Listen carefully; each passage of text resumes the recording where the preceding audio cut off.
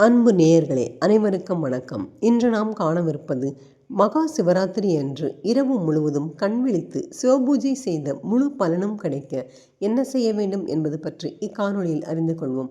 எனவே இக்காணொளியினை அனைவரும் முழுமையாக கேளுங்கள். வாருங்கள். மகா சிவராத்திரி விழா புண்ணியம் மிகுந்த மாசி மாதத்தில் வரும் மிக முக்கியமான விரத நாள் மகா சிவராத்திரி ஆகும். இந்த நாள் எப்போது வரும் என சிவனடியார்கள் காத்து கொண்டிருப்பது உண்டு. 2026ஆம் ஆண்டிற்கான மகா சிவராத்திரி தினமானது வருகின்ற ஞாயிற்றுக்கிழமை பிப்ரவரி 15ஆம் தேதி ஆகும்.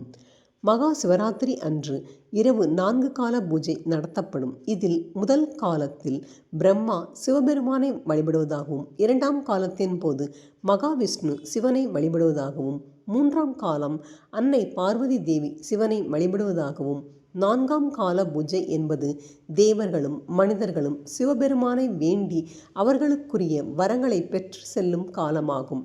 இதனால்தான் மகா சிவராத்திரி அன்று இரவு முழுவதுமே கண் விழித்து சிவ வழிபாட்டில் ஈடுபட வேண்டும் என சொல்லப்படுகிறது.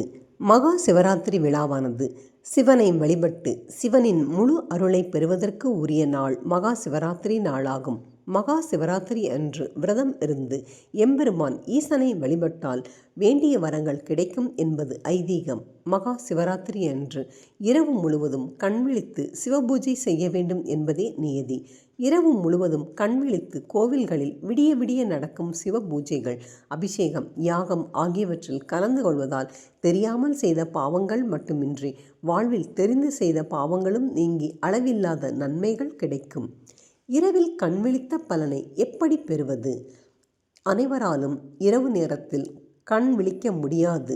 காரணம் உடல்நிலை, வயது உள்ளிட்ட பல காரணங்களால் இரவு முழுவதும் கண் விழிக்க முடியாது. அதுவும் இரவு முழுவதும் கோவிலில் இருந்து அனைத்து பூஜைகளிலும் கலந்து கொள்வதும் பலருக்கும் மிகவும் சிரமமான விஷயமாக இருக்கும். இப்படிப்பட்டவர்கள் மகா சிவராத்திரி அன்று இரவு முழுவதும் கண் விழித்து சிவ வழிபாடு செய்த பலனை பெறுவதற்கு என்ன செய்யலாம் என்பது பற்றி அறிந்து கொள்வோம். மகா சிவராத்திரி 2026ஆம் ஆண்டிற்கான தேதி மற்றும் நேரம். ஒவ்வொரு மாதமும் தேய்பிரையில் வரும் சதுர்த்தசி திதியை சிவராத்திரி என்கிறோம். அதுவே மகா மாதம் என போற்றப்படும் மாசி மாத தேய்பிரை சதுர்த்தசியை மகா சிவராத்திரி என்று போற்றுகிறோம். இந்த ஆண்டு மகா சிவராத்திரி விழாவானது பிப்ரவரி 15ஆம் தேதி ஞாயிற்றுக்கிழமை அன்று வருகிறது. அன்றைய தினம் மாலை 5:51 மணி முதல் மறுநாள் மாலை 6:26 மணி வரை சதுர்த்தசி திதி உள்ளது. அதனால் மகா சிவராத்திரி வழிபாடு செய்பவர்கள், சிவராத்திரி விரதம் இருப்பவர்கள் மாலை 5:51 மணிக்கு பிறகே விரதத்தை துவங்க வேண்டும். கோவிலில் நடக்கும் சிவ அபிஷேகம் பூஜைகளுக்கு தேவையான பொருட்களை வாங்கி கொடுக்கலாம். சிவ அருளை பெற என்ன செய்யலாம்? மகா சிவராத்திரி அன்று இரவு முழுவதும் கண்விழிக்க முடியாதவர்கள் பிப்ரவரி 15ஆம் தேதி காலையில் குளித்துவிட்டு வீட்டின் பூஜை அறையில் விளக்கேற்றி வைத்து ஏதாவது நெய்வேத்தியம் படைத்து சிறிது வில்வ இலை படைத்து எம்பெருமான் ஈசனை மனதார வழிபட வேண்டும்.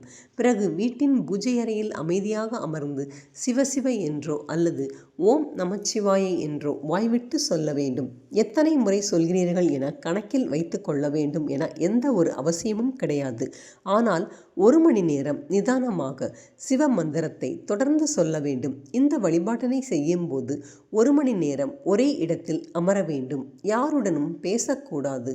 தரையில் ஒரு விரிப்பு விரித்து அதன் மீது அமர்ந்து மந்திரத்தை சொல்லி எம்பெருமான் ஈசனை நினைத்து தியானம் செய்ய வேண்டும். எந்த பூஜையில் கலந்து கொண்டால் வேண்டியது கிடைக்கும்.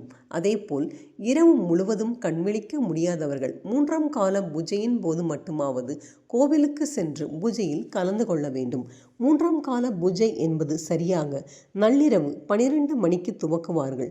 இது பார்வதி தேவி சிவபெருமானை வழிபட்டு வரங்கள் பெற்ற நேரமாகும். உலகில் உள்ள அனைத்து ஜீவராசிகளின் பாவங்களையும் மன்னித்து ஈசன் நல்ல அருளும் வேண்டிய வரங்களையும் தரும் காலம் இதுவாகும்.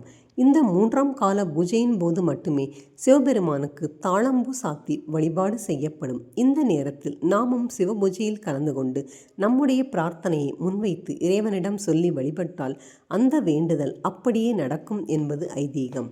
என்ன நேயர்களே, இக்காணொளியினை அனைவரும் முழுமையாக கேட்டிருப்பீர்கள் என்று நினைக்கின்றேன். இக்காணொளி அனைவருக்கும் பயன் தரக்கூடிய ஒன்று. இக்காணொளி வாயிலாக ஏன் சிவராத்திரி தினத்தன்று இரவு கண்விழிக்க வேண்டும் என்பது பற்றி அறிந்து கொண்டோம். எனவே இக்காணொளியினை முழுமையாக கேட்ட அனைவருக்கும் மிக்க நன்றி, வணக்கம். மீண்டும் நாம் இதே போன்றதொரு சிறந்த காணொளியில் சந்திப்போம். நன்றி.